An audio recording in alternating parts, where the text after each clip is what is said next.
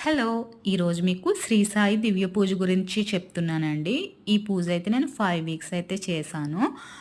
అది ఎలా చేశానో చూపిస్తున్నాను. ఫస్ట్ వారం అయితే మనం ముడుపనేది కట్టుకోవాలండి. ఒక రూ. 2 కాయిన్ అన్నా, రూ. 1 కాయిన్ అన్నా పసుపు క్లాత్‌లో ముడుపు కట్టుకొని బాబాగారి పాదాల దగ్గర అయితే పెట్టుకోవాలి. నేను 5 వీక్స్ చేశాను కాబట్టి 5 వీక్స్ బాబాగారి పాదాల దగ్గర పెట్టుకొని తర్వాత హుండీలో అయితే వేశాను. ఈ పూజకి ఏంటంటే కిచిడీ ప్రసాదం పెట్టాలండి. కంపల్సరీ కిచిడీ పెట్టాలి.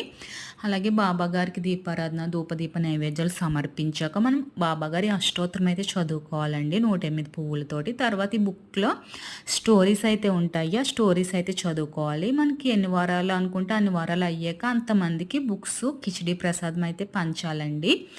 ఇంతే, ఇంతకు మించి ఏమి దీనికి నియమాలంటూ ఉండవండి.